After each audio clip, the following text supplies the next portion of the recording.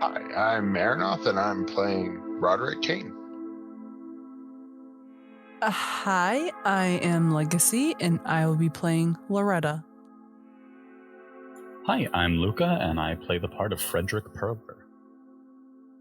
Hi, I'm Tink, and I will be playing Helena McLeod. Hi, I'm Vironz. I am going to be playing Sister Rosalie. And I'm Solomon. I will be your librarian for the evening. The lot of you had a very interesting and very eventful introduction to the Hush House. From the trip there, having a new passenger aboard the tugboat, to the Hush House's bells calling you all into its walls, to the rather esoteric and interesting librarian, having met you all, showed you all your rooms, and then warned you of certain threats that were making themselves more prevalent. Some of you took this with a grain of salt, some of you took it at face value, and others of you didn't really have any basis on which to go on. But you all retired for the evening, not long after the tea and snacks with meeting the librarian. I would like to ask, did any of you who are adroit in the ways of night arts or bright arts do a ritual to protect oneself or to enter the Mansus? I did. To protect myself. Enter the Mansus, baby. Let's go. All right.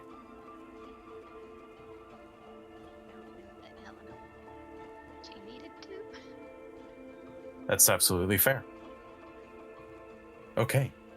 For those of you who did not protect yourself or work to enter the Mansus, I am going to need everyone to give me a determination roll, but those who did protect themselves do it with advantage, so they will get a +10 to their determination.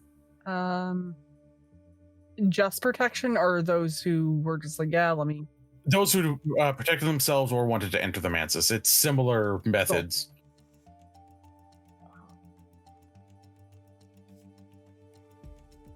Okay, hold on a minute here.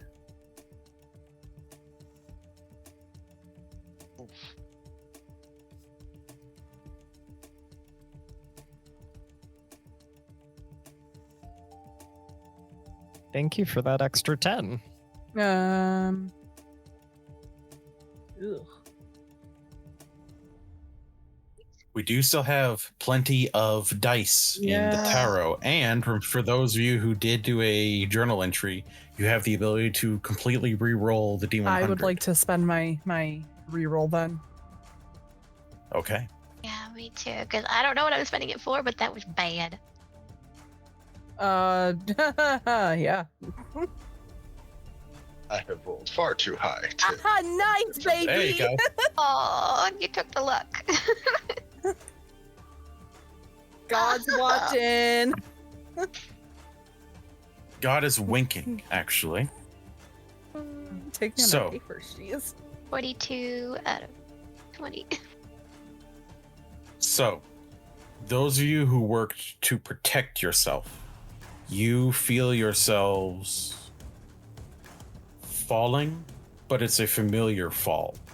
It is the slow descent of one from their mind and their body into the whole of the Mansus, or the dream realms as a whole, as the Mansus expands out, because the Mansus is the house without walls. Loretta, your ritual was so in-depth, and you were so prepared mentally and through your own various methods of study and research and meditation, that you have the ability to feel outwards, to feel the way that others are being pulled into the Mansus alongside you, and you have the ability to pick one to soften the fall for them.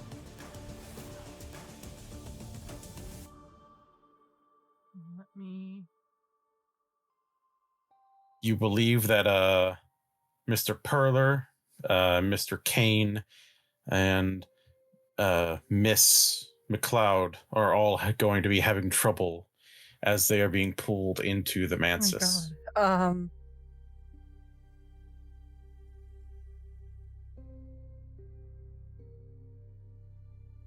I'm gonna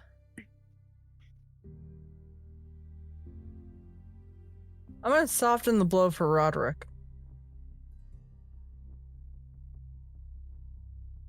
All right.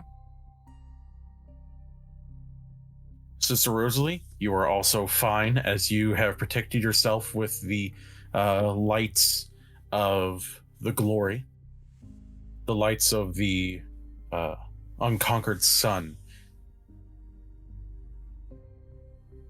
Mr. Roderick Kane, you feel yourself falling much as one does when they are beginning to fall asleep, but it is a intense feeling. It's less feeling of just falling and you feel cold air whipping past you, but you feel almost a hand on your back that slows your descent down as you come to your feet in this odd dreamlike space. Mr. Perler and Miss McLeod, unfortunately, the fall is much less kind. You are surprised by the feeling. You might twist and turn and just throw yourselves basically hurtling at untold speeds towards whatever destination awaits you. And before you could even get out a yell or a scream, you impact into what feels like cold snow.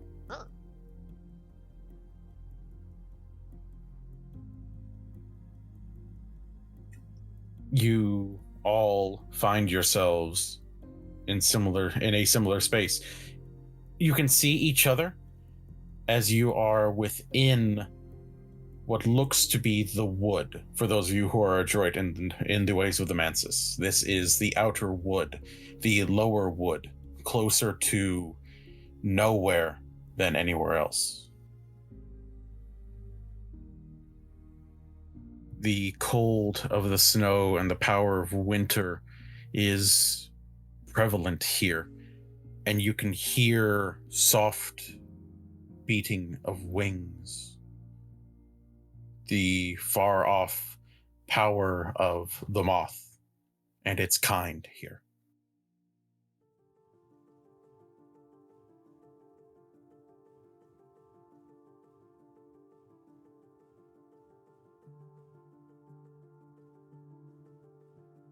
You all feel connected somehow. Something has tethered you together here. And you are free to interact as you see fit. You are able to speak in this place. While most times this place would require silence, you actually feel words being able to work across your vocal cords.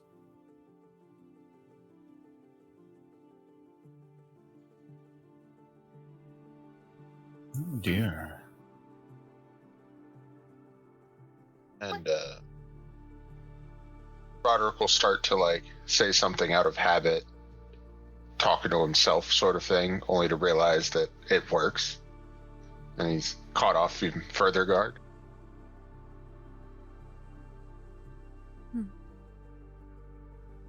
Well, this is different. Where are we?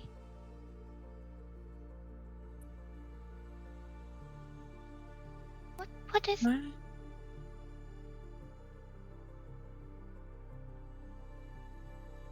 Well, child, we're in the wood. How?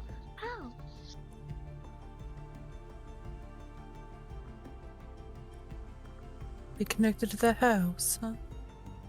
I don't think so. Oh, I mean, think about it. I mean, all of us are here together.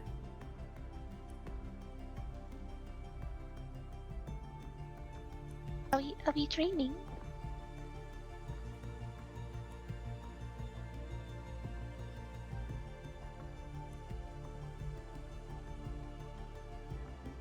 Would it be widely read or night arts that might shed some insight on why we're able to speak and also see each other? Night arts would work easier. Widely read could be utilized, but it would be at disadvantage because it is focusing more on a specific form of, or a specific area of knowledge, as opposed to the more broad strokes that widely read encompasses. Gotcha. So I will use night arts. Hey, it's really good success. Or at least it's far below my target number. Nice. This place, it isn't that it requires silence. It almost just enforces a area of no sound. It isn't that like it's a rule, it's just how it is.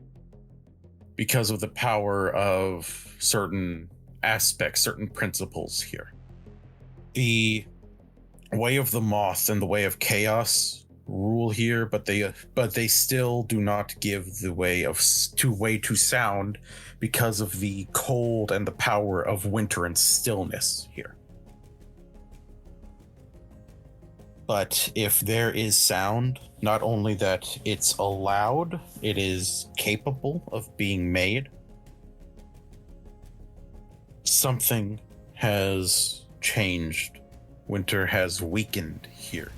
It doesn't feel the chill, the biting cold that the wood normally has within it. And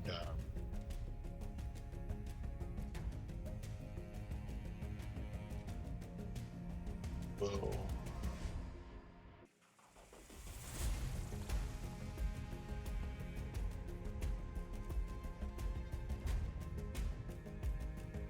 he'll look to Helena and he'll say, "Where?" Sort of.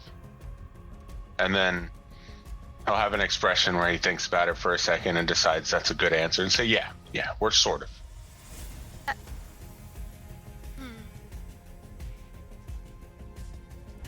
Never had a dream like this before. At least I don't think I have.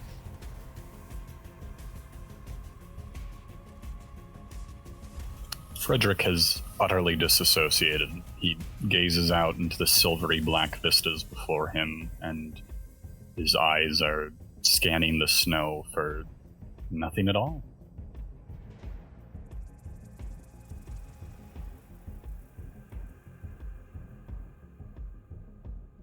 Librarian. When we bend down to, like, touch the snow, do we feel anything?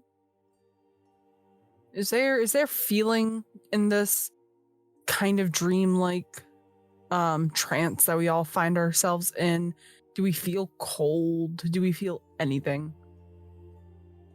You feel cold, but you, as a explorer of these esoteric powers and principles, have been here before. Yeah. It's usually almost biting, almost frigid. Now it almost feels just more cool. Like winter has very much lost some of its grasp here. Okay.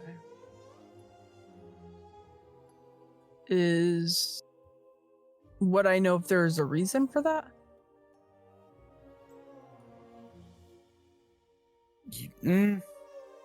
I will say that you know that that at times areas of the Mansus can give sway and wane because other hours, other names, other powerful beings are trying to take control, trying to give control. Some working together, some going against one another, much as the conflict that the Colonel tends to embody whenever he wanders. But to feel winter itself as a principle losing at a place that almost embodies its power. That is almost what one might call its seat. There has to be something else at play. You're not sure what, because you can still hear the moth elsewhere. So it isn't gone, it's still here, and it's still active. But something else is active within the wood. Well, what I find most bizarre about this is whatever's in here is active. It's just dampened. I've made trips here in the past. And usually you fight that little bit of frostbite on the tip of your nose. Not here. I mean, it's quite obvious that the moth is out. Might be worth poking into. Seeing what else we can find. I'm sorry. What do you mean? There are times in these dreamlike state where things will kind of wave in, wave out. Sometimes they're a little bit more intense than others. This is the most intense I think I've ever seen it, because it's usually nipply. You can almost feel the cold bite at your skin. It is quite cold, though. Not compared to what it usually is.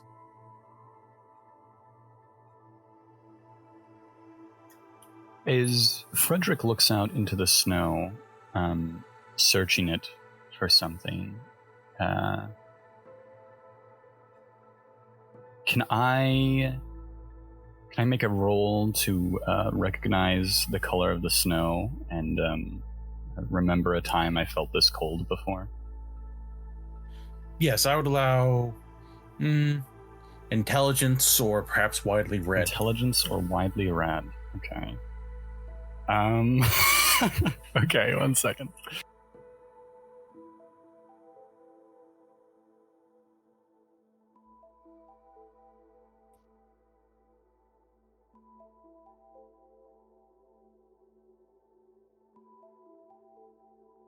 Okay, that's pretty bad.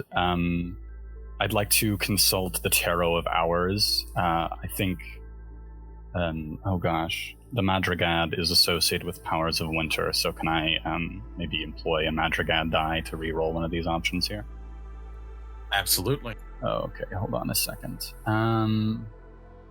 Where do we keep those here? We have it pinned, so you can go ahead and scroll up. Let's see. The Madrigad has a D4, 2D6, 2D12, and 2D20. Okay, can I use the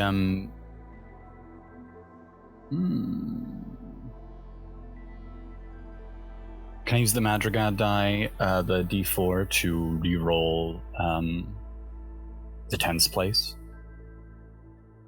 If you'd like. Okay, hold on 1 second, pretty please.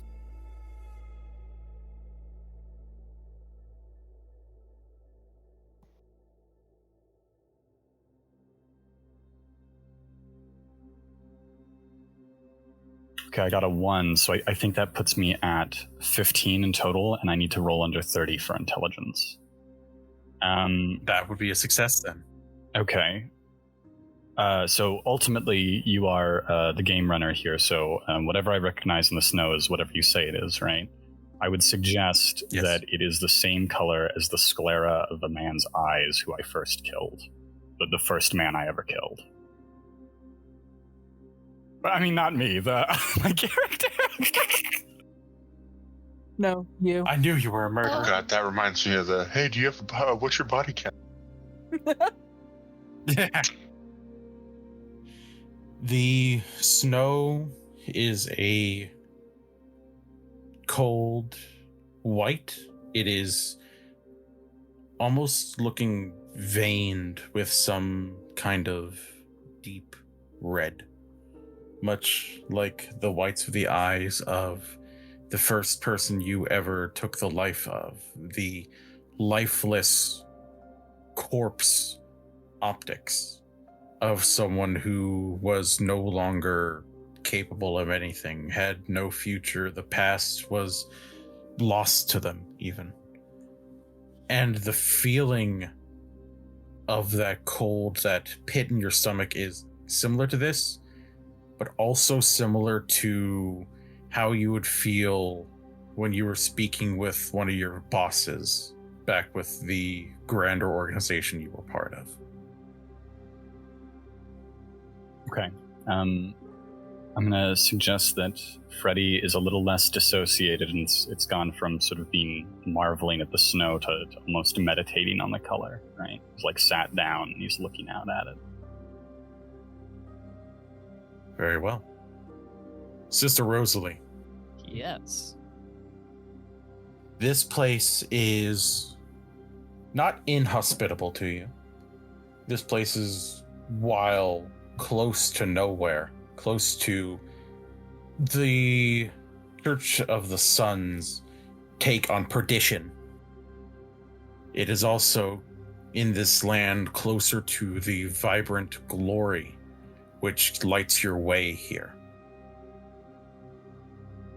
Could you please give me a roll of determination or bright arts? Sorry, say the first option again. Determination. Oh, they're the same thing for me.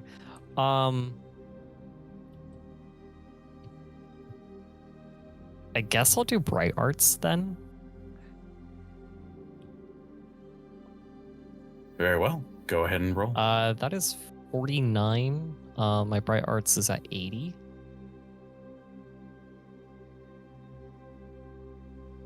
Excellent. Feeling a little bit of that light that shines and gives way, even dimly here. You can feel that you are being drawn, almost gently pulled along by the power of the glory here. All right. And you can feel a almost a guiding hand as you see a soft, almost like a wisp of light in the distance within the trees, almost calling to you.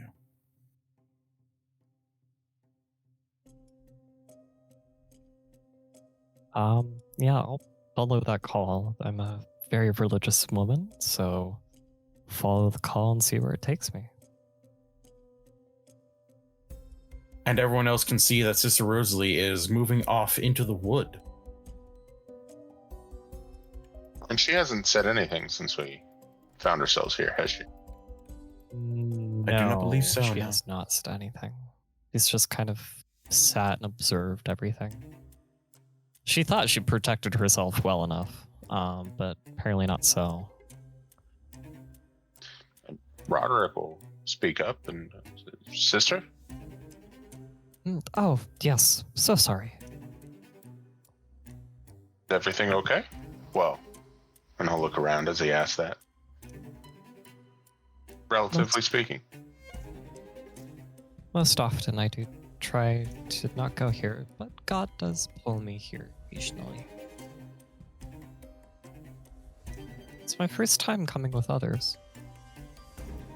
It's beautiful here, isn't it?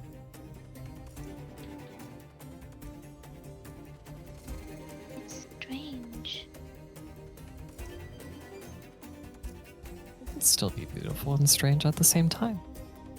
That's very true. Very true. Bit cold though.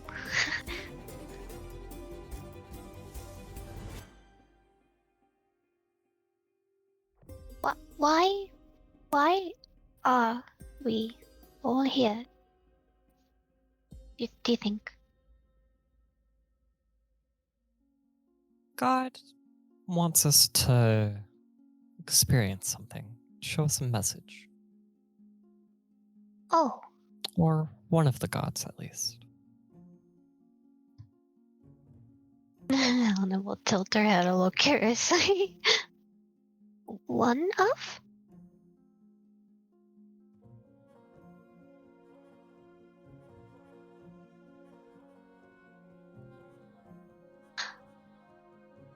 Yes, one of. I mean, the Church of the Unconquered Sun, right? So, unconquered.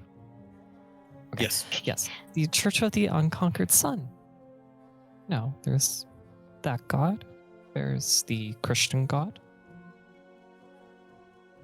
I'm Oh. sure there's others as well. Oh, right, yes. Yes, I'm sorry, yes. Sometimes it's a matter of probability.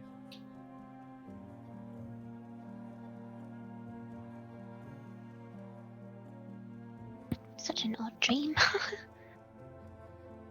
Are we supposed to go somewhere? I do Um, feel a pull in this direction. I think we should follow it. Roderick will actually check the snow to see if, for whatever reason, there may be tracks in the snow, as if something that pulled us here might have preceded us. Very well. Feel free to give me a skill roll that you think is appropriate. A perception roll.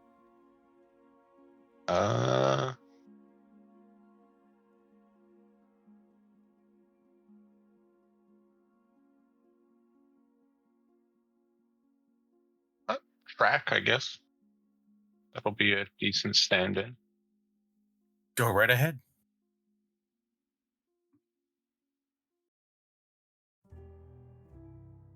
That is a no. The snow here is so deep, but even as you would like move some aside to try to find tracks, it almost seems like snow begins to almost fill in on purpose to cover what you have tried to wipe away. But as you look around, you do see the wisp of light that the sister was speaking of, and you can see that it's not just a wisp, it is a bobbing lantern.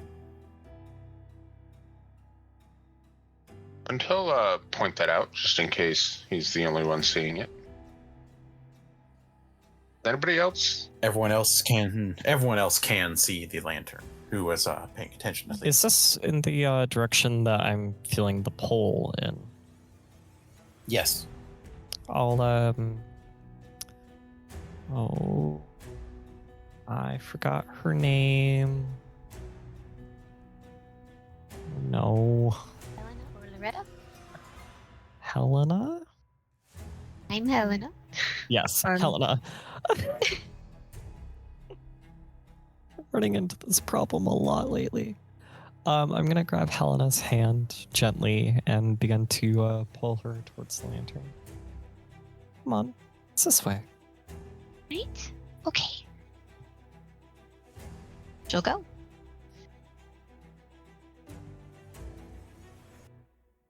Loretta, you see this lantern, and someone as adroit in the ways of the powers here know that this lantern is usually a sign of knowledge, but it's also a sign of unkindness. So take that as you will. Are you sure you just want to drag someone who might not be fully in the know towards Lantern? Sure she knows, or at least has the feeling of knowing. Do you have the feeling of knowing, Helena? I don't know. Well, brief warning. If you feel harshness on your skin, and you feel emptiness and dread and hatred, pull away. All right. You have the power to learn some knowledge, but it doesn't take too kindly to those who try to dip too far in. Try not to. I've been studying this for many years. I know firsthand. Well, all right. Does she feel anything funky? At the moment, no. But that thumping, that beat, that rhythm that was in the back of your head when you were awake is louder now. And it is not just in your head, it's in your chest. It is the same rhythm as your own heartbeat. You feel stronger here, more capable. You feel alive here. Oh. Does anyone else hear? Sound it like a heartbeat?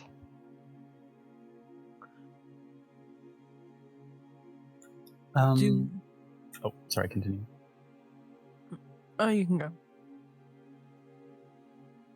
As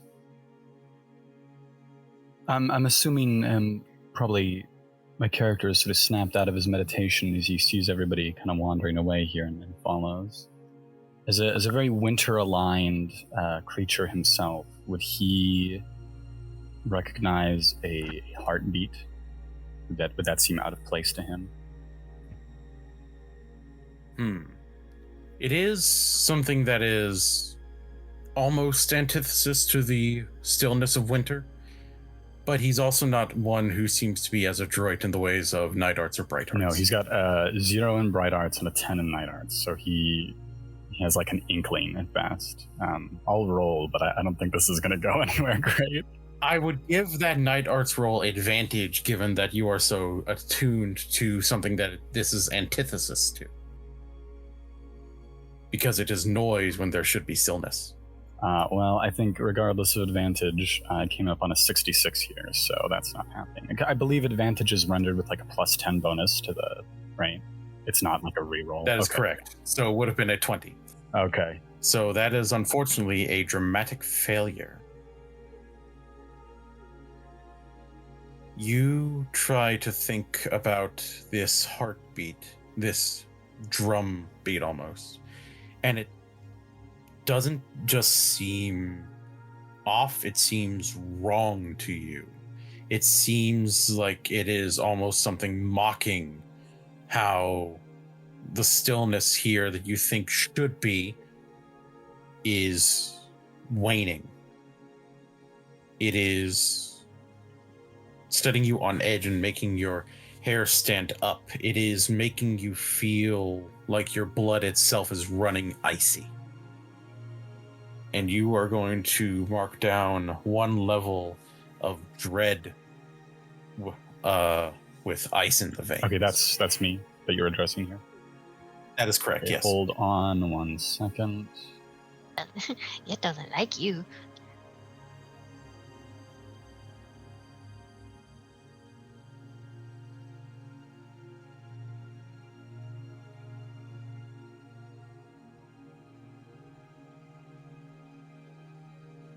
All right, I'm down for 1 dread with a symptom of ice in my veins. Fantastic.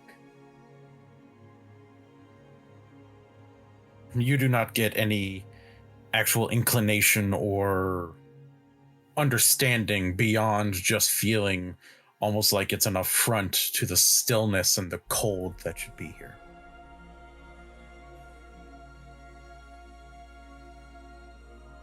I think my character will murmur something about the heartbeat, but he doesn't care to speak about it much more than that.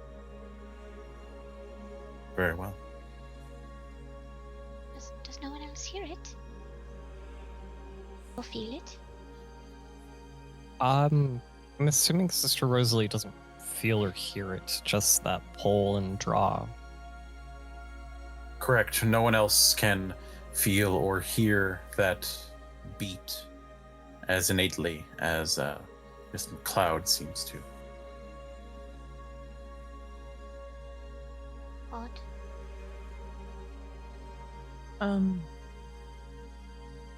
In Loretta's case,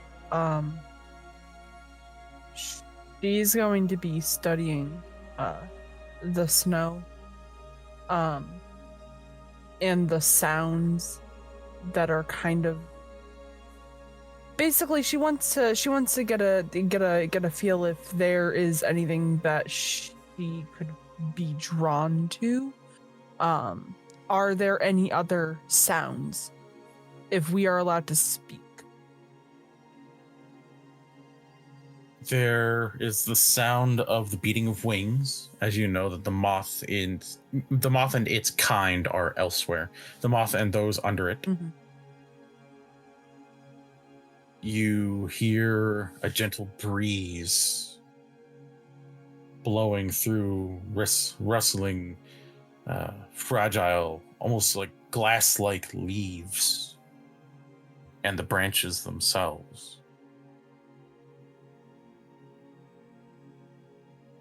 And you hear an almost wet, organic sort of bubbling. Almost like one might hear in a roiling bog.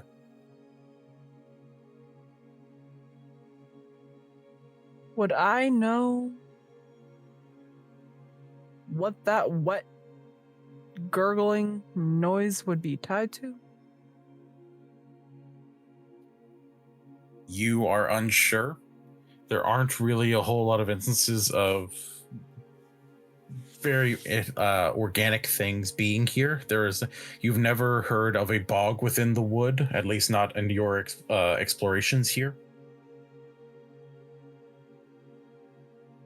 So it's very odd to you.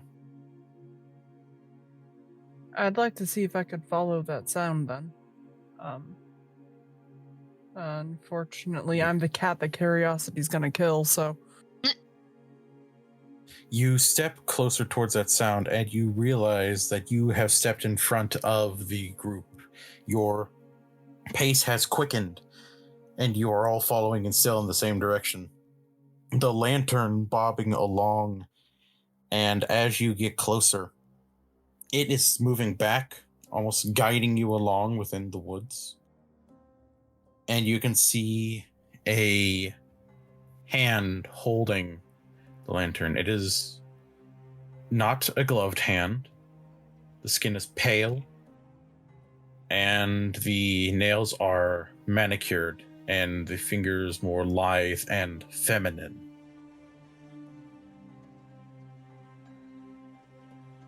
Holding the lantern, almost waving it as it draws you along. And as you make your way closer, eventually it stops and the light begins to fade back across it as opposed to just being focused on you. And you can see that the wood is decaying. Something here is causing trees to look like they're rotting from the inside. You can see that the snow is giving way to bog-like swamps of dark, brackish water. And the lantern light shows over the person holding it. It is what looks to be a woman. Her hair tied up in a small bun at the back of her head, but there are still strands that go over her ears that frame her face. She wears small round lens glasses, and she has a look of almost smug knowledge and a feeling of betterment as she looks to you all with a very small smirk.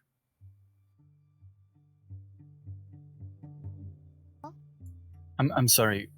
She's wearing glasses, is that right? Yes, sure. Very small, round lens glasses. Oh, motherfucker. All right. What a response. Is this anyone I would know?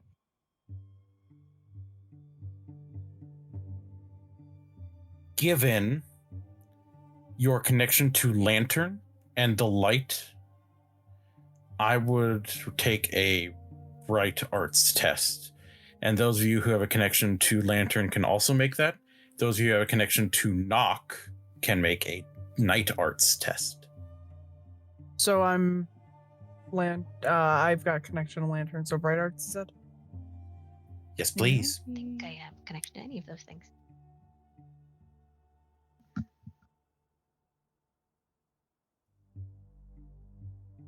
Oh shit.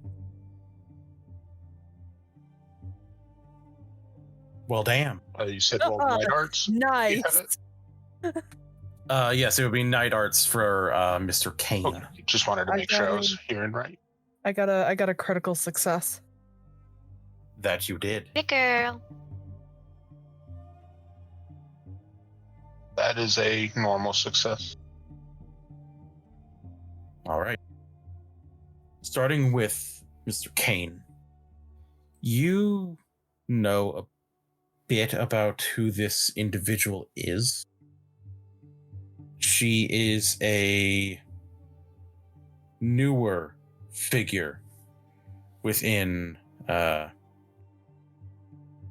certain circles. One that is called upon speaking about various things, knowledge that is lost to some people, knowledge that could best be or more easily found by speaking to someone who resides within the wood and within the Mansus full time, as it were.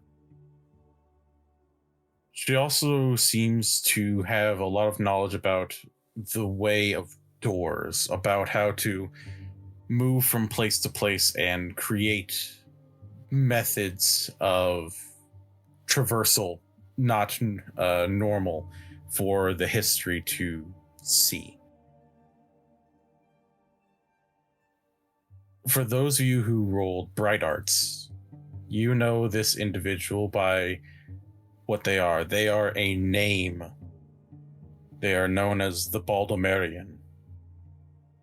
They were at once human and made their way through the White Door and is now currently acting as mistress of the Lodge of the Sage Knight.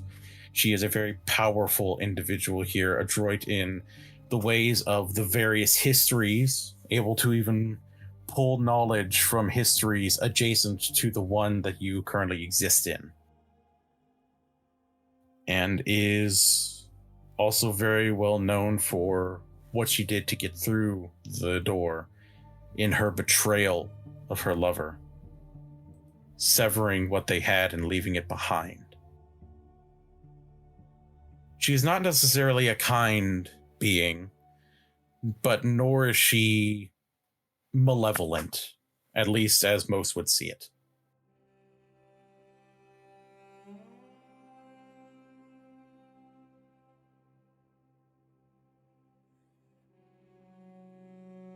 Good evening. Good evening, ma'am. Hello. Hello?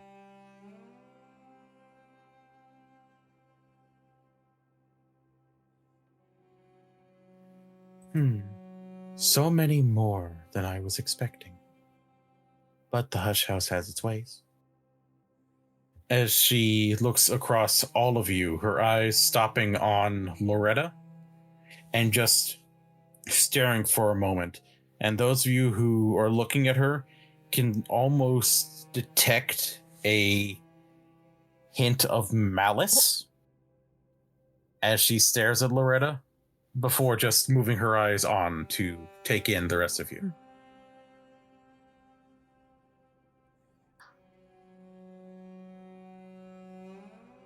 Hmm. And Roderick will look a little bit extra between the two of them as if there might be something there. Same.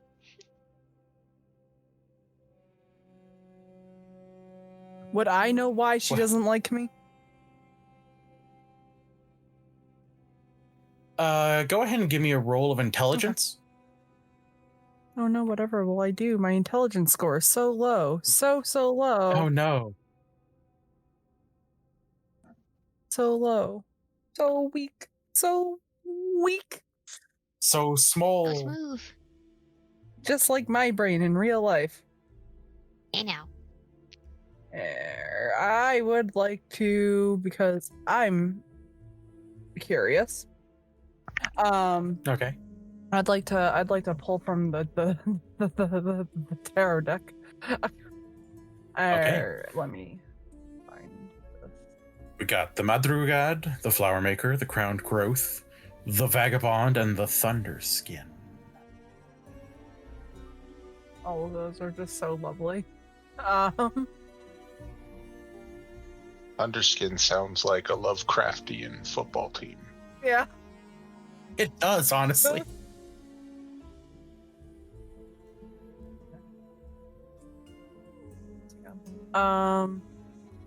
They're in our references? No.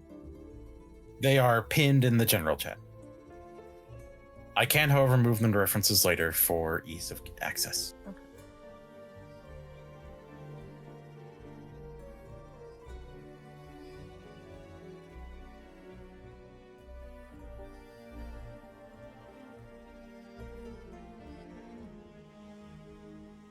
So this is where my lack of knowledge of the actual game comes into play, because none of these really make much sense.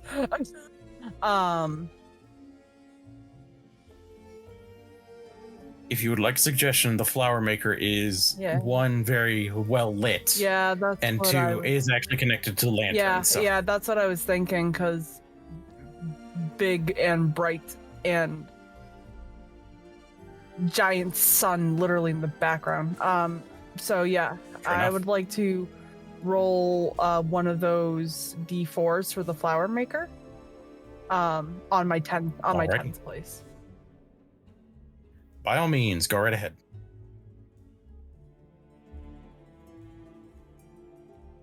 Actually, can I make it one of the D6s?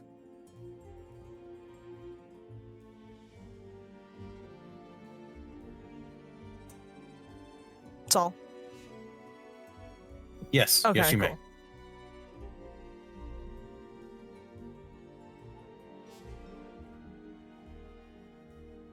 All right, that's a 15.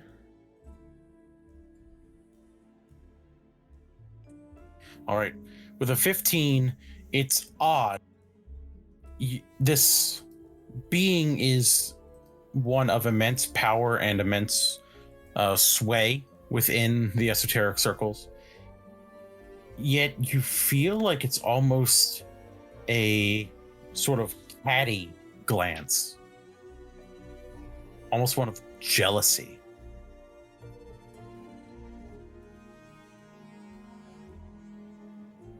But it's very brief, so you can't be entirely sure. But that's what it gives off to you. If one can even give more human and mortal ways to the Baldemarian anymore. Mm-hmm.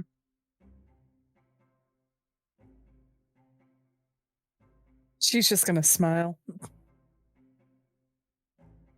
Kind of like that little cocky smile. Because I think I know what she's jealous of. And Because you're pretty. No. Beauty is below what she's jealous of. Oh. So she's just gonna smile.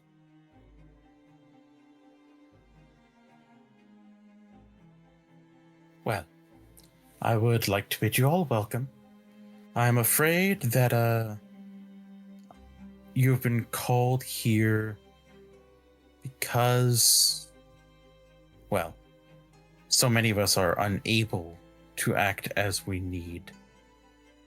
there are things that must be done on the other side to prevent this from spreading. As she looks back to the bog that is bubbling, and as you even look off, you can see what looks to be the corpse of a large moth that is almost festering and like almost melting within the bog, within these odd fungi that encroach upon it.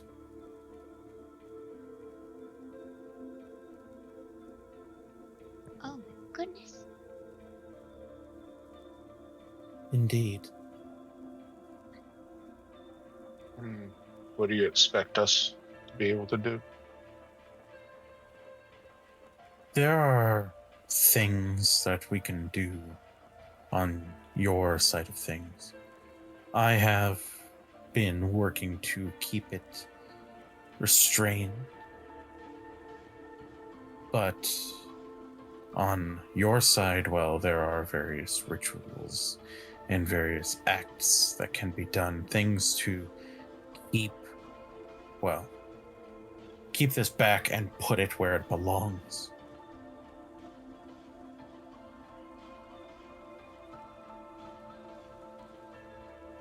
Unfortunately, I cannot tell you exactly what those things are because that knowledge was within another individual who... And she looks to a bubbling pit. Was one of the first to be enveloped, as it were. Oh my.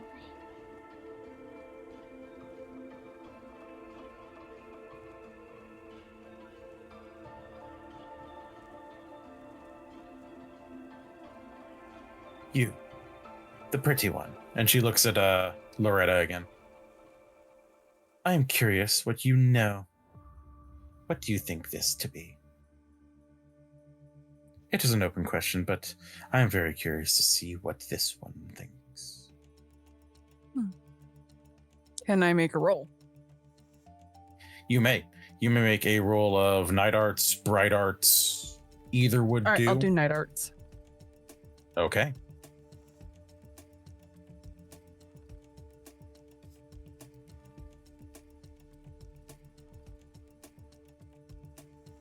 Seven. Goddamn. There are certain hours that have, how do I put this? Lost favor, lost power, been relegated elsewhere.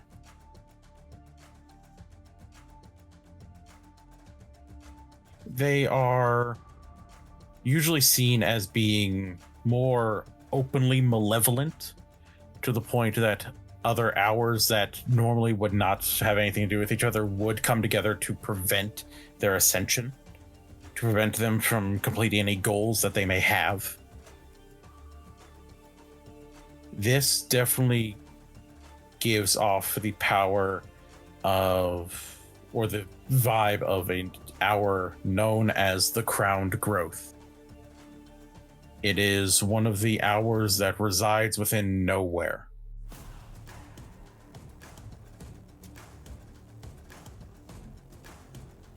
It is usually seen as being very openly malevolent and is known, from what little writing there is about it, to prevent it from spreading out from even discussion of it.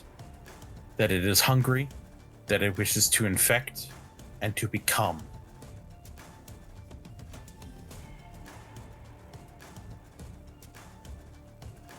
That it almost wishes to take reality within itself and make reality in its own image.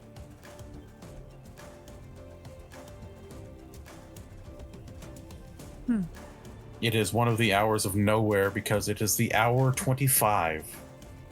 And yet you know that the day only has 24 hours.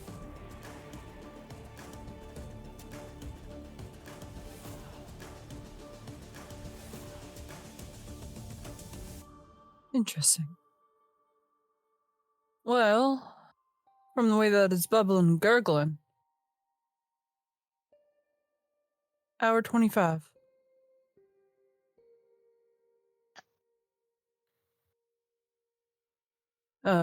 Or for those who might need a bit more of an explanation, they refer to it as the crown growth.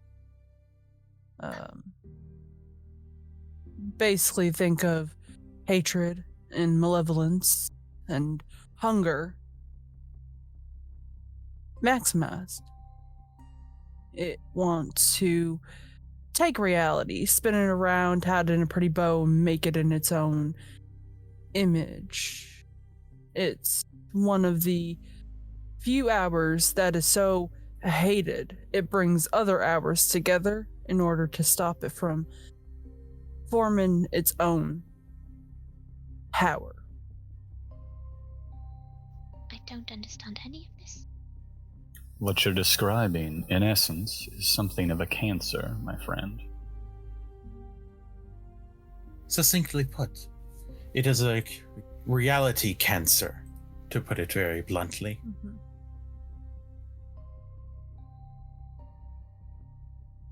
It would spread itself and feed upon everything to create more of itself, to turn anything beautiful, anything different into one roiling mass. Right.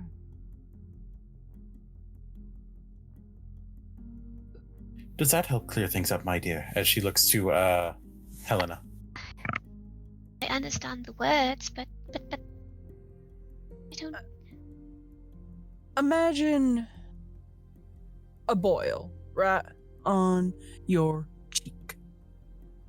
And it starts off small, right? But because you forget to do your skincare, every once in a while, it begins to grow and take more and more and more of that pretty face of yours until it's giant.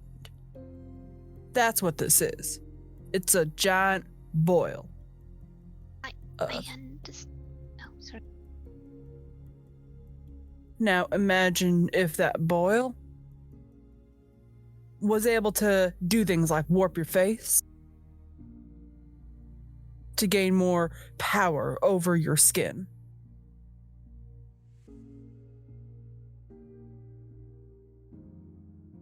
I follow what you're saying.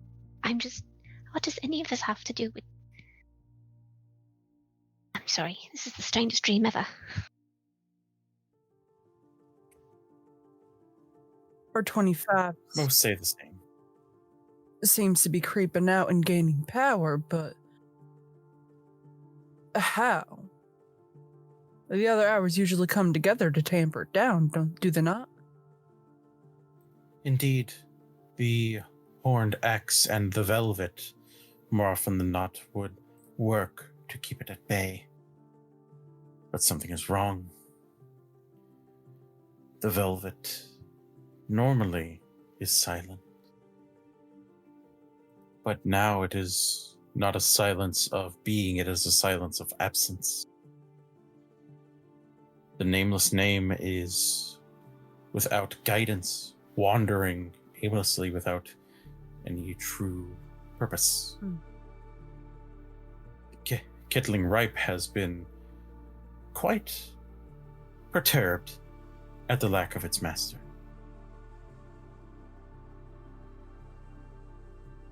That's gonna be a problem then. Indeed. Right. And what exactly are you hoping we're going to do about this? I mean, you mentioned there's something about how you can't intervene here, or excuse me, I got that the other way around. I mean, you can't intervene in the waking world, but you can intervene here, so you need some... And he looks around at his companions and he kind of thinks of the right word. Helpers. Is that right? Assistance, yes. Right, and so what is the nature of that assistance, of that help? The knowledge within the Hush House and within Brunkrug as a whole most likely has ways for us to beat this cancer back from both sides. I and my individuals, my associates, are working to hold it back, but without a proper way to seal it back and nowhere where it belongs, or a way to bring the velvet back so that it may handle it, I'm afraid that eventually the dam will break. Right, so there's something in Hush House that's going to explain to you how to fix this, and then you want us to find it, is that right? If you would. There are certainly things that you could find within Hush House to handle this. There are things that may be within the woods or the beaches of Brunkrug that would also be able to assist. And I do believe that you'll be able to call upon the librarian for help. He is a very useful sort. Right, and on that topic, why isn't the librarian with us right now? I mean, I'm assuming if you can just yank people into this place. He must already know. Make a compelling argument, sister. Clever sister. Yes, the librarian is aware of this and has been working tirelessly. Truly, in fact, to the point that he has not slept for 7 months. What? As me be. Yes, Miss McLeod. The Hush House itself keeps him sustained. He has to rest on occasion, but sleep is not necessary for the librarian any longer. How is it? I'm sorry. This is all a bit much. I understand that. And what I understand least of all is why I'm here. You're all obviously quite capable, but oh, it's just a dream. She just smiles and then lifts up the lantern and brings up a small hand and with 2 fingers begins to knock against the side of it in the exact same time and rhythm as your heartbeat currently. There are things that have plans for you, Miss McLeod, if you would permit them. But why me? Why not? Well, for one thing, I'm no one. I'm no one. Oh, child. I have met several no ones. You are not one of them. You have a purpose, as do you all. And that purpose will be made manifest here. You all will assist in something so very important, so much more than any normal mortal life could truly know. And then you will have another purpose, because certain beings deem it so.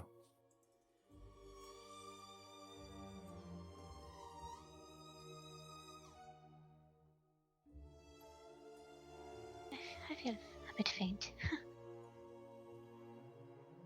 An interesting thing to feel while streaming. Ah, right. If this makes any sense. It will come to you in time, my dear. No one gets it on the first try or the first night. If you wish, of course. Yeah, I want to help. I'm just not sure what I can bring to the table, as it were. Everyone else here is obviously quite capable, and knowledgeable. Knowledge is not all that is important, my dear. The capabilities of one's body and soul have just as much weight. And she moves closer to you and takes your hand in one of hers. Trust me, and trust yourself. You are greater than this. You are greater than what anyone has said of you. Critics or men. I'll flinch at that one. I know. But you will be greater. You are greater. I'll try. And then she lets your hand go and steps back. I'll just put your hands to her chest and step back. Doesn't like being in the spotlight, ironically.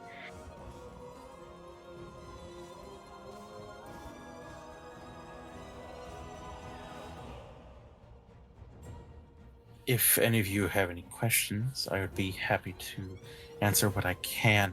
I'm not sure how much longer I will be able to keep you here before the day takes you again. If we're going to be helping you, I'd rather you name names. We need this knowledge or these items from the beach, the woods, whatever, Brankrug itself. It's not important. What is important is we need to know what we're looking for. Is there a text, a name of an item you need, a person? I mean, what... You've been very vague. I'd prefer to be kept in the light than the dark about the topic. Unfortunately, vagaries tend to be the currency here, in a way. I can tell you that the book you'll be looking for is one in a very old language, not just Greek or Latin. I believe it is written in an ancient earthen tongue called Cracktrack. Cracktrack. I've never heard of that before. It is quite old, quite associated with the earth itself.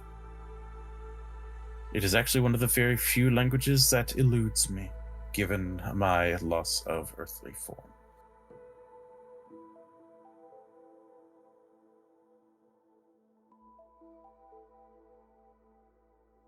There are... I believe that there's also a tablet and a tool that can be found within the moors of Brankrug. I do not think it will be unguarded, though.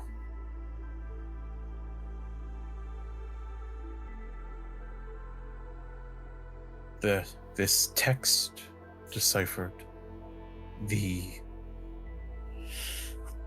and she looks like she's shaking, and she looks like she's almost in a little bit of pain. The text, the tool, and then you will need assistance. The librarian will need to help you with finishing the ritual. You have time, but not an unlimited amount of it.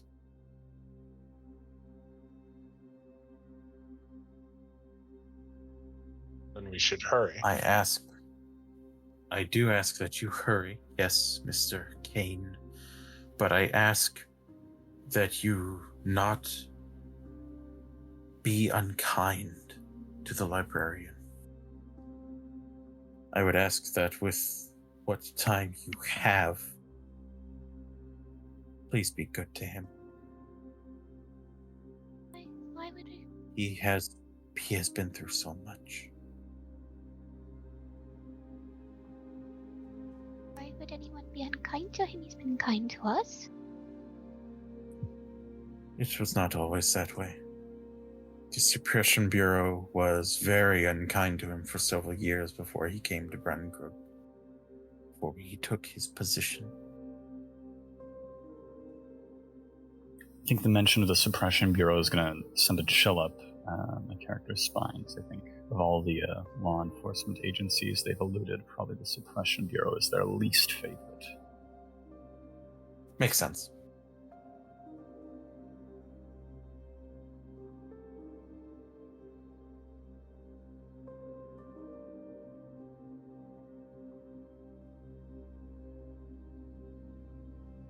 I would ask that whatever you all wish to do, to have some fulfillment with your goals and your abilities, do so.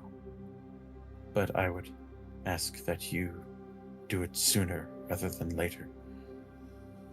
Leaving something behind in case things go awry,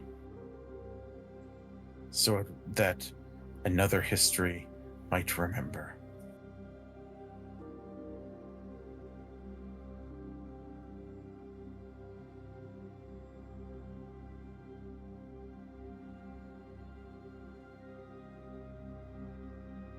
All right.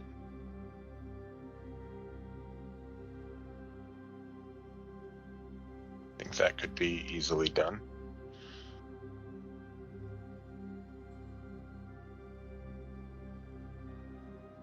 Thank you. And she just winces and recoils and just grips the lantern tightly. It's shaking, rattling in her hand as she looks back, and you all can see this roiling stream, like moving within the bog. I must return. I must return to where I am safe. And I must ask that you do the same. Remember, the text within the hush house, the tools within the moor, and the assistance of the librarian. Be good to him. Be good to yourselves. Be good to each other. There may not be much left by the time everything comes due. And she raises the lantern and opens up the lens in front of it and outpours this vibrant, intense gold light that envelops all of you. And you wake up in your rooms within the hush house. You remember vividly what happened within the dream. It is not like the haze that you normally have when dreaming normally. It is vivid. It is almost as if you were awake just moments ago. You feel your body is rested, but you feel that twinge of something off, something wrong.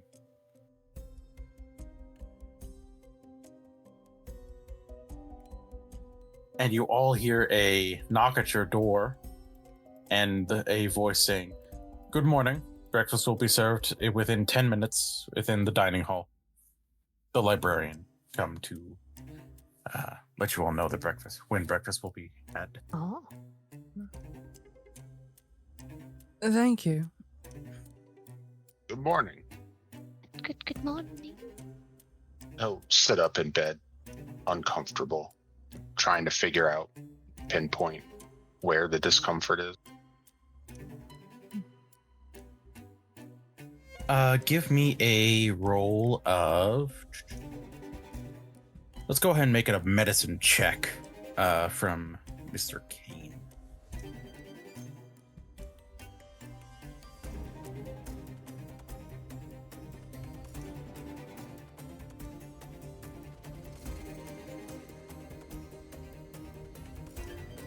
I'm really good at 90s today. Indeed.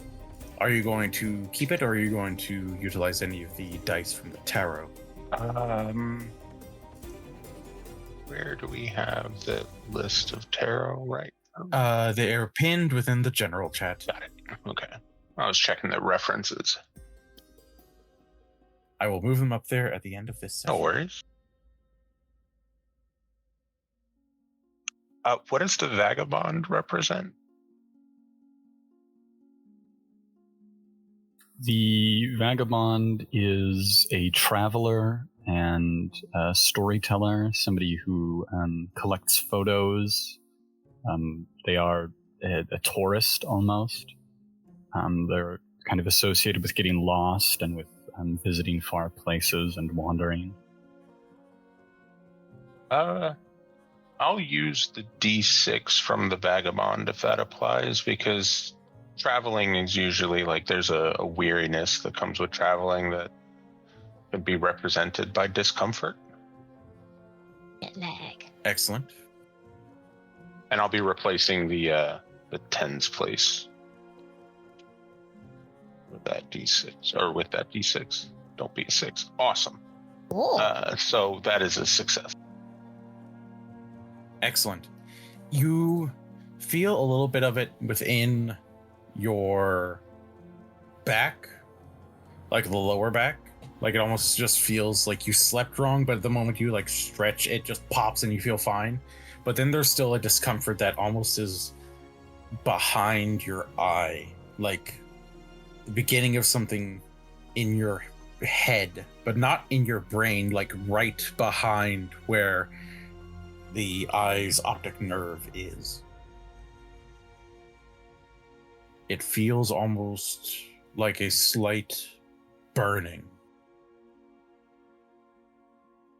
And he'll take a moment to rub that eye out of instinct, even though it never really does anything. And try to shake it off a little bit before getting up to go head for breakfast. As you just walk it off and get ready, it fades. Everyone had a similar sort of feeling.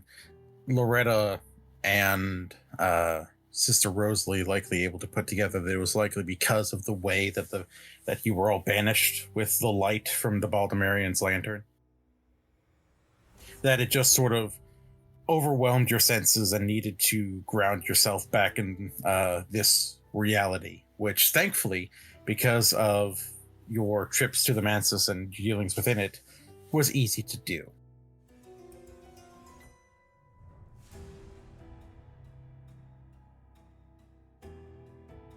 I am, however, going to need a roll of determination from Miss McLeod and Mr. Perler. Oh boy, I'm so good at those. Always some shit going on. All right.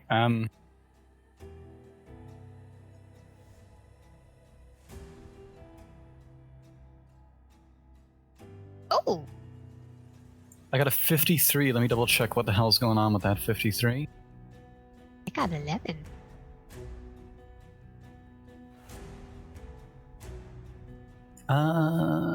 Determination of 40. That is gruesome. Okay, so Unfortunate. that's not happening.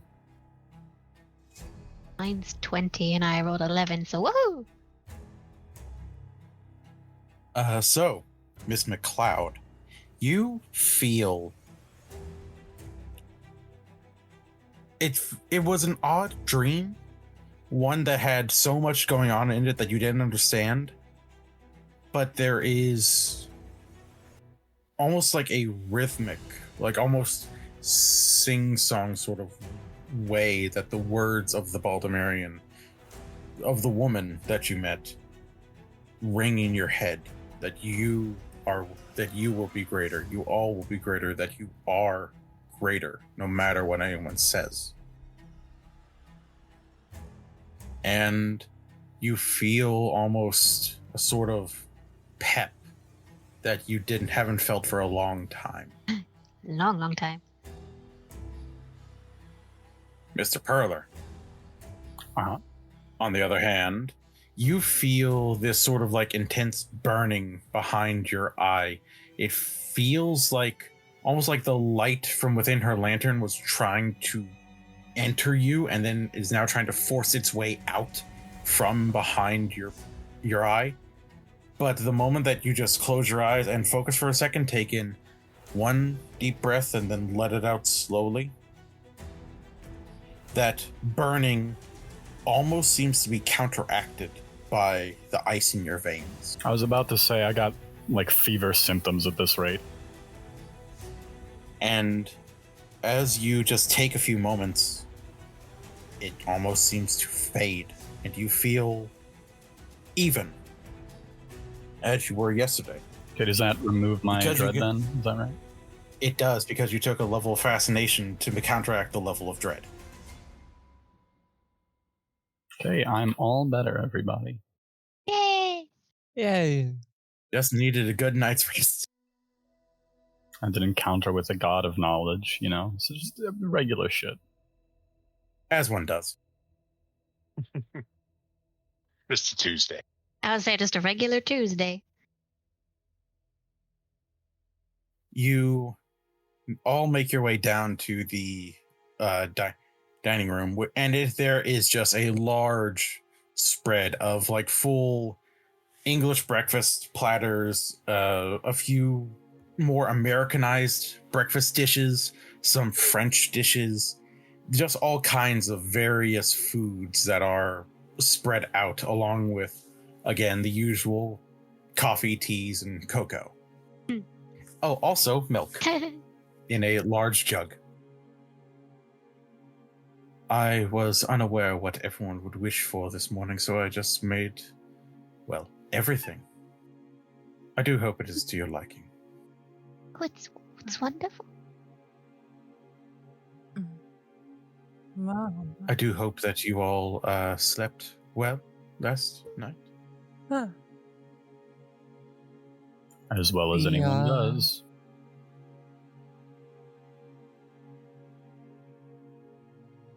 I was gonna just kind of look around at everybody. If maybe, well, no.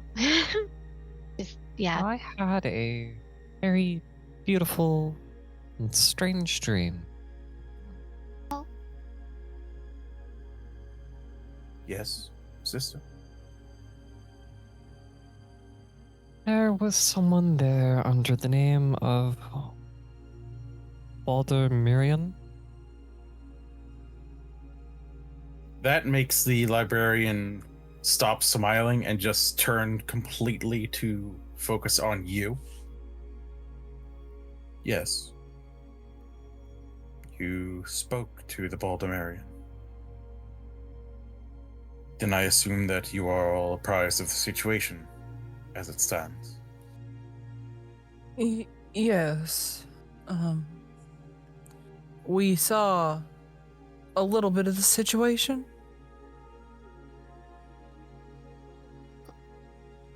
Real?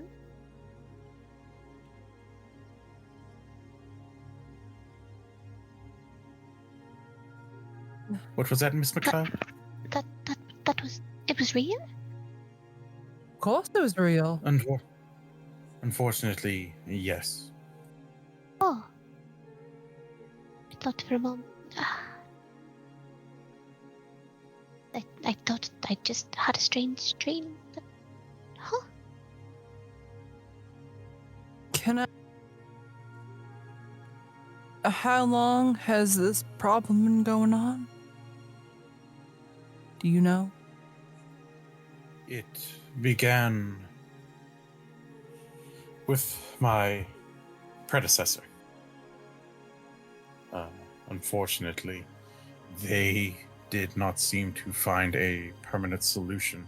They performed a rite which did put up the initial dam to begin with, but it did not seem to be permanent. The walls have been deteriorating for a few months now. After I got settled in, I found their notes and have been working ever since off of these notes in the hopes of finding something more permanent. Yeah. And what happened to your predecessor? Utilizing a number of rites that inscribed various words and signs of power and empowering their own form, they encase themselves within a special cell within the Hush House and utilize their own body as the dam, as it were. Oh my.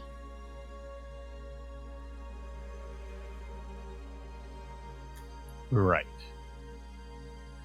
If need be, I believe that to give time to whoever will be taking this place from me, I will end up having to do the same if something more permanent is not found. Goodness gracious.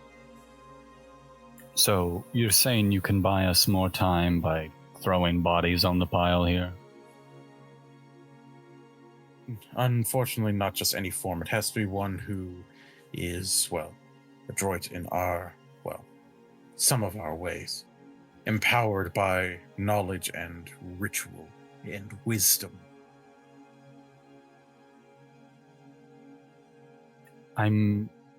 Freddie pours himself a cup of coffee and puts a little milk in it.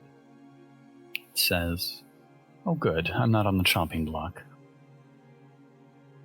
What a thing to say.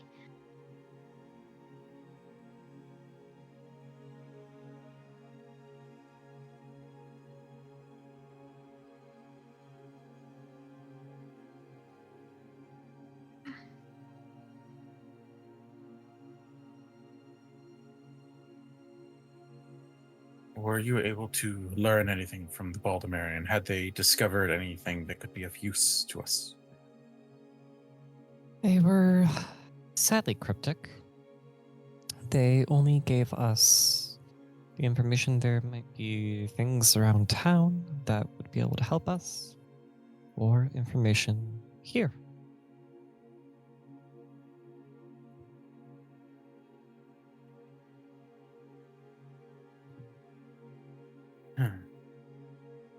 It would make sense that there was more information that could be found within the Hush House. There are memories here that are not as easy to take. She did also say that the woods and the beach might be a good place for us to look. And of course, they mentioned the information in the Hush House itself. Apparently, librarian, you're holding out on us a little bit here. I mean, if you're aware of the situation, then I'm sure you're also aware that you have some kind of book here that's going to explain what to do about this cancer thing.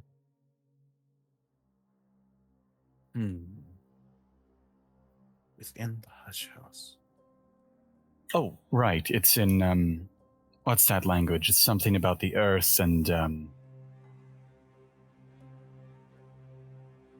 oh, God. It had a name, didn't it? It was something stupid and it rhymed. Sister Rosalie would remember. I don't, sadly, because I have ADHD. It's like Oh, okay. So crackpot or I something like remember. that. I'm assuming my character doesn't. It's Crack Track. Cracked. That's out of character, as I mentioned. Okay. Sister Rosalie is going to say it was Crack Track. One of the ancient languages. Apparently so. The language of the tracks of beasts, convolutions of the carapace. Loretta looks instantly fascinated.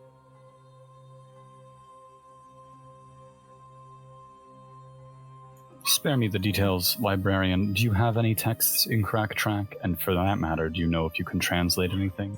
Miss Perla, we were told to be kind. I'm sorry. He just stops for a moment and looks for the briefest of moments like someone just stabbed him in the heart before he regains his composure.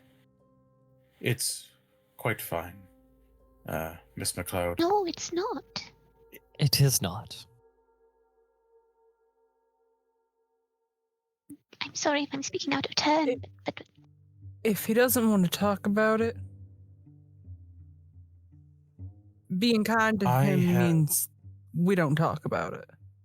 Oh no, I wasn't prying. Never mind. It's I have a few tomes in Crack Track, though I will have to look at some of them a bit more closely. I've also found through the journal of my predecessor that the Hush House itself requires more than just curiosity. That it has things hidden away within some of its reaches, that it almost seems to be protecting books even from us before we can show that we are truly worthy of them. Ancient texts that could very well be in Crack Track.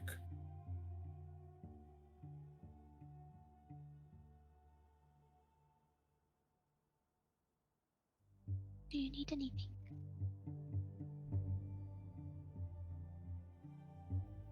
I am going to utilize this day to see if maybe I can find a few of these tomes or find ways that one might get access to them.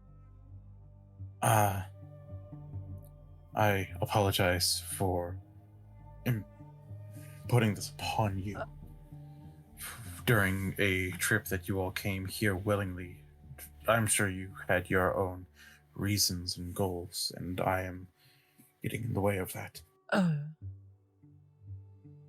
Mr. Librarian. Yes. If you wouldn't mind, I'd like to offer a set of hands. That's what I'm here for anyway. Kill two birds, one stone. I would not turn it down, Miss Rain. Thank you. I would not force the rest of you to stay here or assist me in this finding. Please, enjoy your day as you see fit. I will hopefully come back with something more concrete. I apologize for how I am not as put together as I should be. And he will give a short bow and look to Loretta.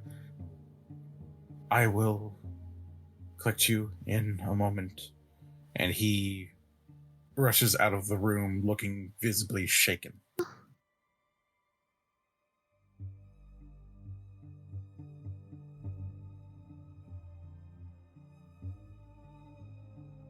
That poor man.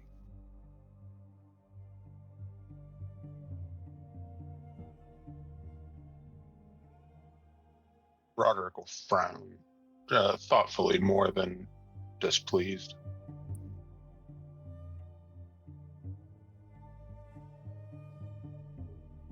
And then look to the others to see their reaction is.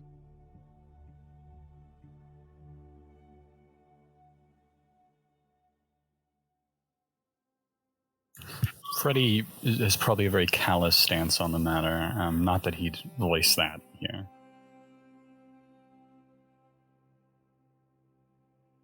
Might show in his face, though.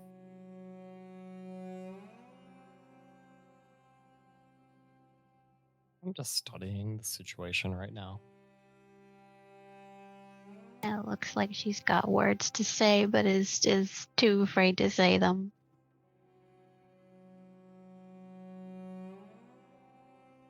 Loretta's got a blank expression.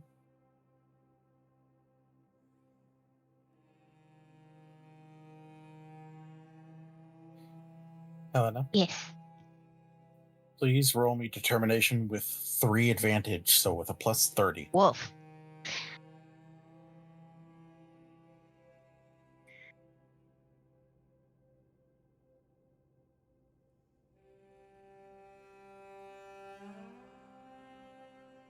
It still doesn't quite cut it. Unfortunately, it does not cut the mustard.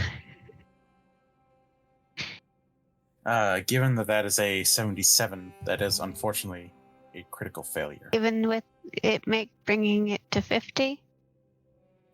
Yes, because it is doubles above what you're looking for. Okay.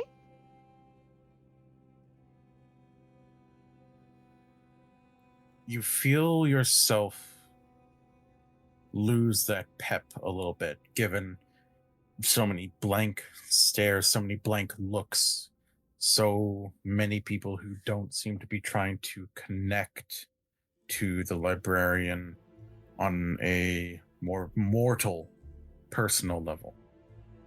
Mm-hmm. You feel your heart beat in your chest a bit stronger and louder. Mm-hmm. And I would like you to put down one level of dread with the beat goes unsteady. Where, how, what? It should be on the top of your sheet under dread.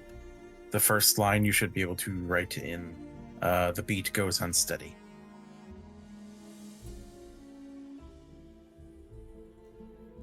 It's actually closer to the middle of the sheet. I can't edit it. Wait, can I? I would just make a note of it in your journal then. Yeah, if you would. Ah! Oh. Type that in my... Yeah. Alrighty. You all have the day fully available to you. Brandkrug, the village itself, is open to you, as is the rest of the Hush House. What y'all gonna do? I believe Loretta's day is spoken for. That it is. You are going to go and speak to the librarian and assist him.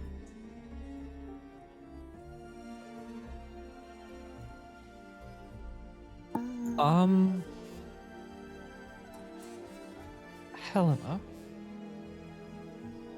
Yes? what were the two places that the Baldemarian said were around town? Ah. Out of Is character, I the, don't remember. It was the beach and the moor. Oh, okay. Okay. Then I did remember. Would you like to have a day at the beach? Actually, yes, I was hoping to walk on the beach as it was. I wanted to see if perhaps any of my things had turned up. Probably not. We can hope so. And Rosalie is gonna look at one of the men. Would one of you like to accompany us? I've been meaning to get some landscape painting in. It might as well be the beach. I think I'll stay to see if I can help find anything in the library.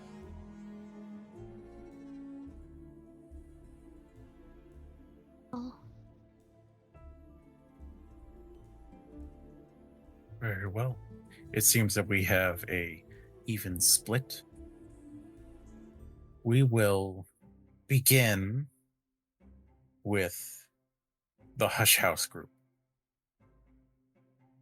The library area of the Hush House, the area focused more on the books available here, is actually spread across a few rooms. There's a rather odd cataloging process here. It doesn't seem like it's done by anything normal, like no sort of system that would be used in normal libraries. It is apparently by date, in a way.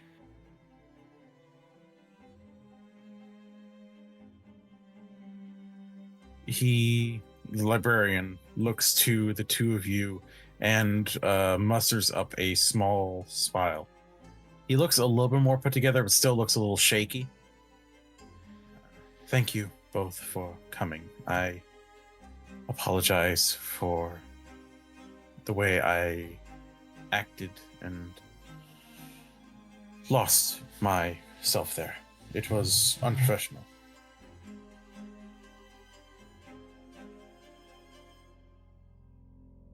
Times are stressful, it sounds like. You have nothing to apologize for.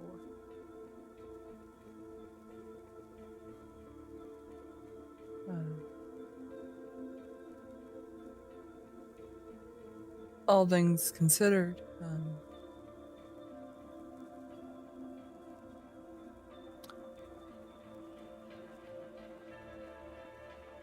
these are very sensitive times for many people. There is a lot of bad things going on in the world.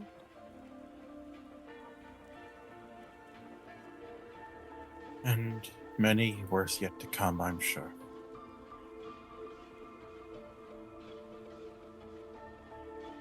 Still, I should have kept my composure. It was unworthy of the title. Well, if we all always kept our composure all the time, we wouldn't be human. Now would we? We'd be machines. Or something else. Or something else.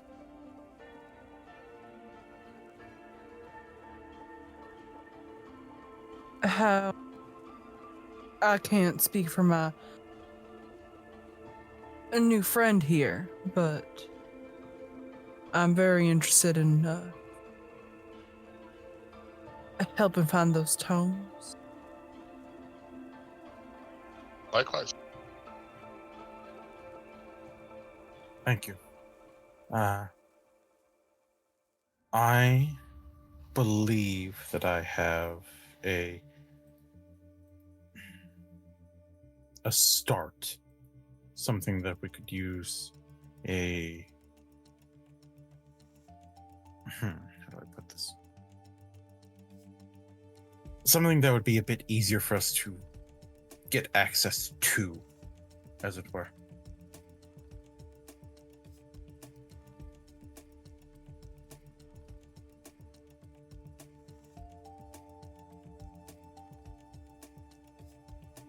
If you would please follow me. And he will actually lead you out of the library area and down the steps, down further than even the first floor, going further into the basement of the Hush House. To an area that looks much more subterranean and that looks almost like it was carved out of the stone itself. And there are almost what looks to be in natural patterns utilizing crystals, various frescoes of powers here. Almost like small altars to powers that be, but as opposed to being painted over, they almost seem to be natural within the walls.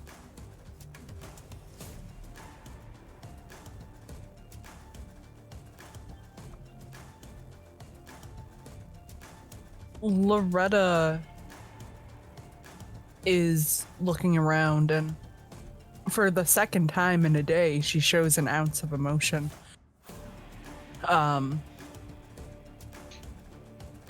Kind of like not like bewilderment, but like appreciation. That's the word I'm looking for. Her hand is kind of drifting over the pieces of what she considers artwork. And are there any, given her backstory, that she might find connection with?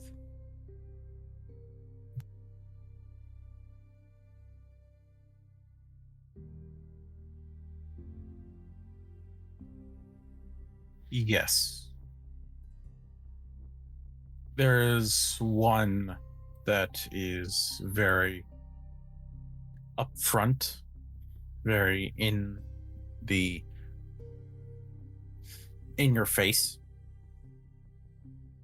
Of the frescoes, there is one that is very deeply sanguine, very deeply scarlet red, that almost calls to you. It is a fresco of an individual known as Lagaya, the Queen Unsated, who hungered for things that would be seen as not only immoral but an affront to nature. A woman that would take animalistic forms to satisfy cravings and go unpunished, for it would be an animal being looked for, not her.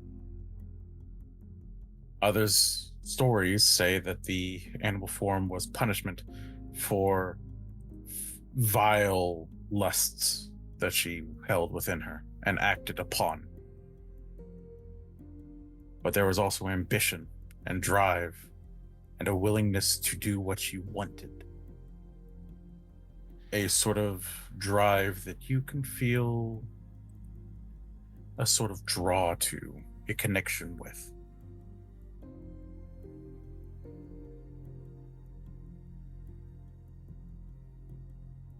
And I think that that's where her hands are going to go to, and take extra time and just get a feel of the stone and the carvings within it, before pulling away and turning to look at the librarian and say,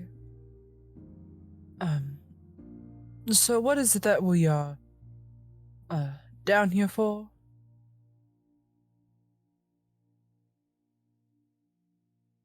There is, well, I believe that one, our good friend here, Mr. Kane, would find much to be explored and discovered here just from his own profession.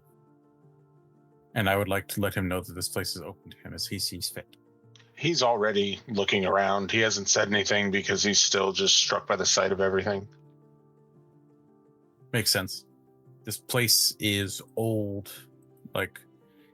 and the fact that it all seems natural is wild, to say the least.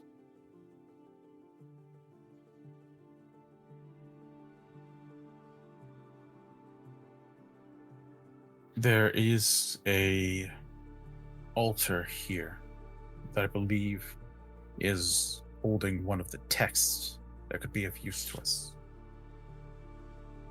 And at that, he'll kind of snap out of his awe and look over.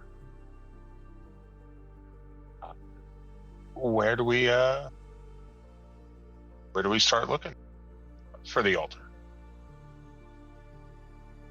It is just this way, and he will guide you to an end of the open hallway that has these frescoes, past all of them, past the fresco to the Queen Unsated, past the other frescoes of an aspect of the horned axe, an aspect of the malachite, and to a small altar covered in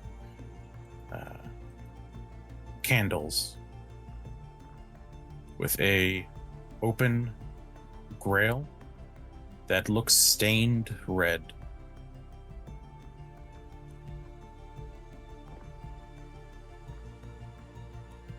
And on the side, you can see written in Greek that there is a small phrase: "History is woven, a knot is a testament."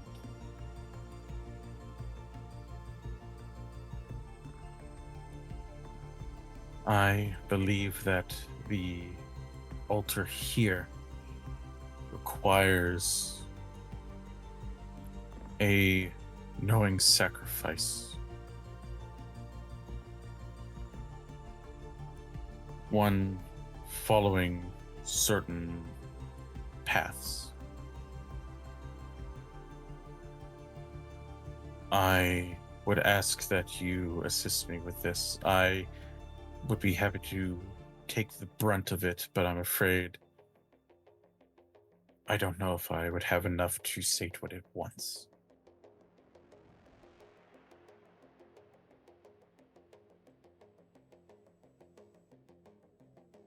Very well.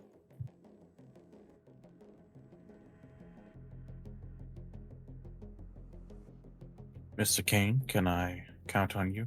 Absolutely. Wonderful.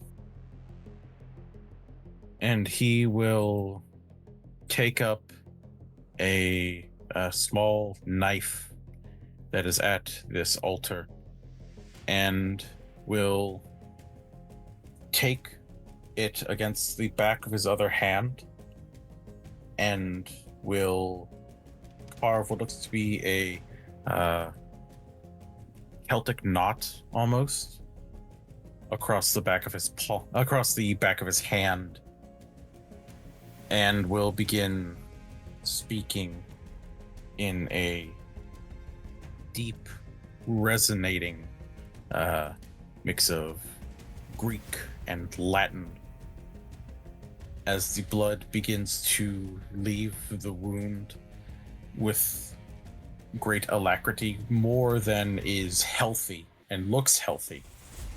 But it pours from his closed fist down to the grail itself. And he will offer the knife to others as well.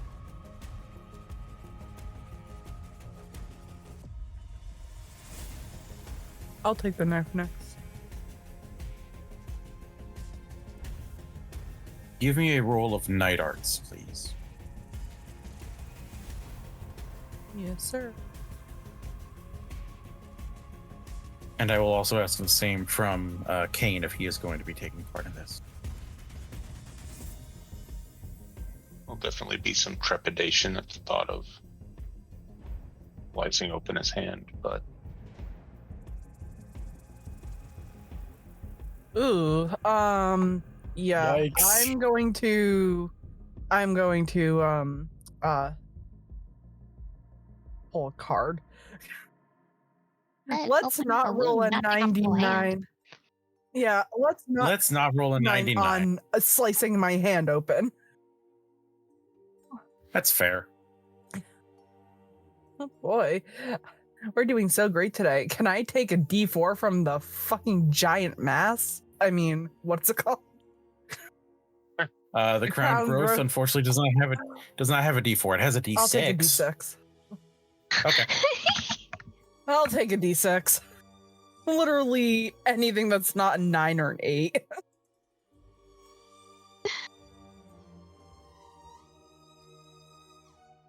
Six. 69. Nice. Nice. Bill and Ted will be proud. Now God's really winking at me. Yep. It's like giggity from on high. Oh no. Sorry, sister. Giggity on high. Y'all need Jesus. So Y'all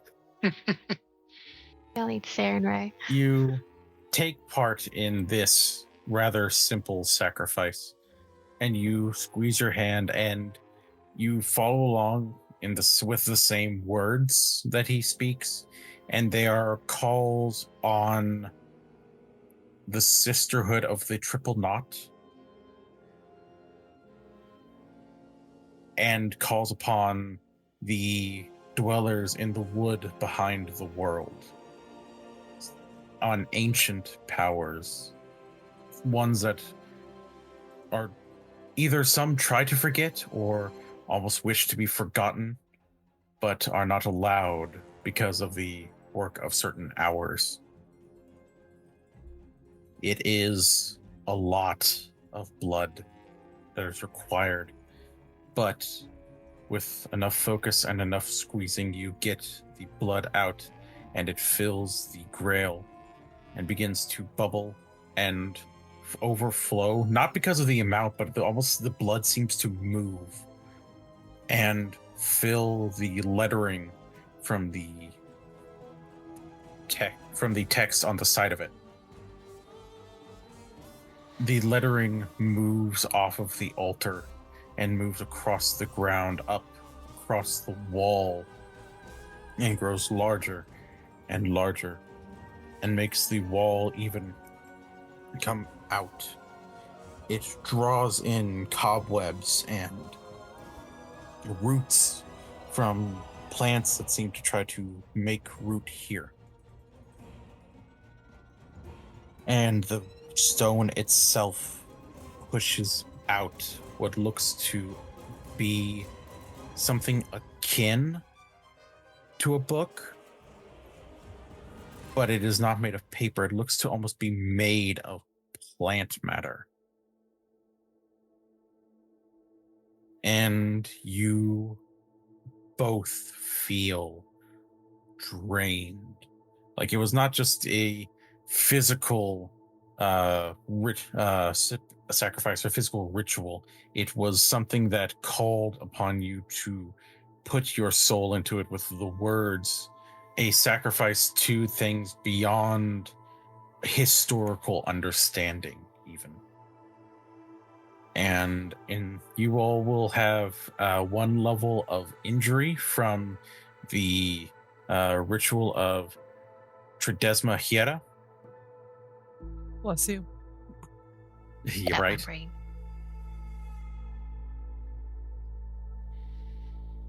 And you will take one level of dread that is labeled as "We are not alone."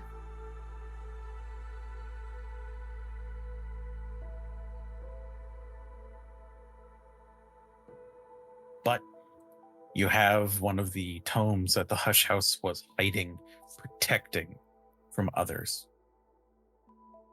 And the librarian looks at you with a bright and honest smile. First to Roderick, and then one that has a bit more warmth to Loretta.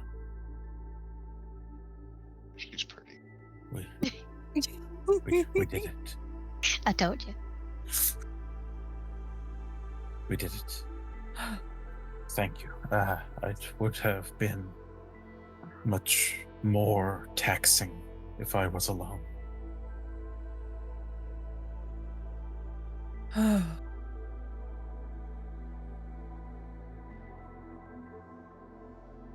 Yeah.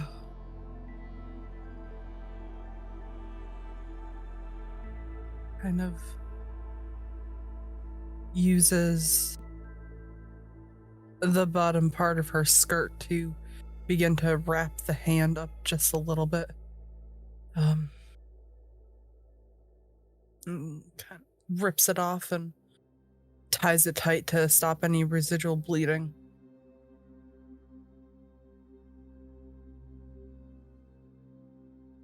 So we got one. Yes.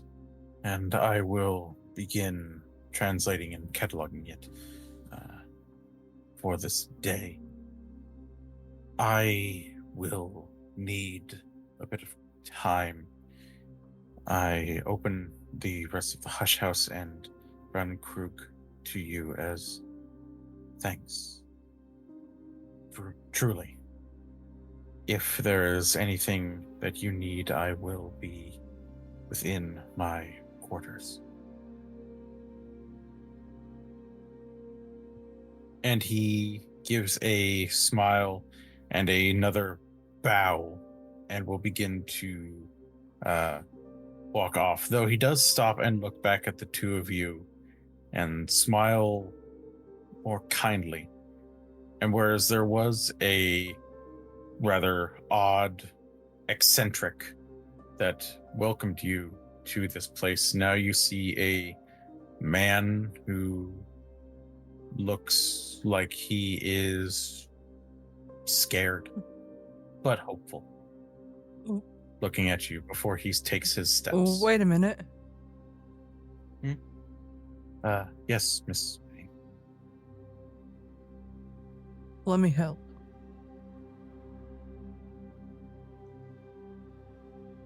You wish to help?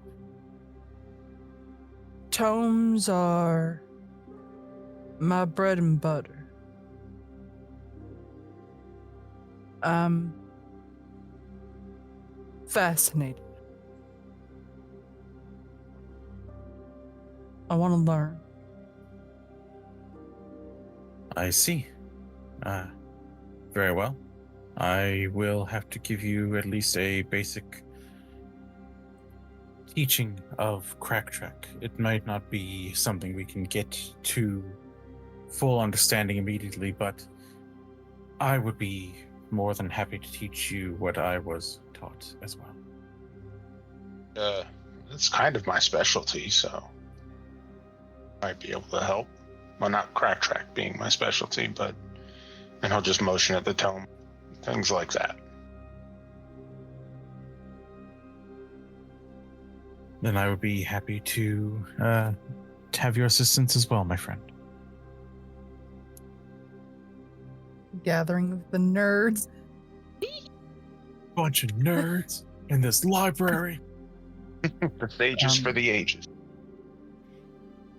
And with the trio departing to figure out, one, how to speak and read Cracktrack, and two, just what this tome holds within its plant-like pages, we will bid you all adieu for this good evening.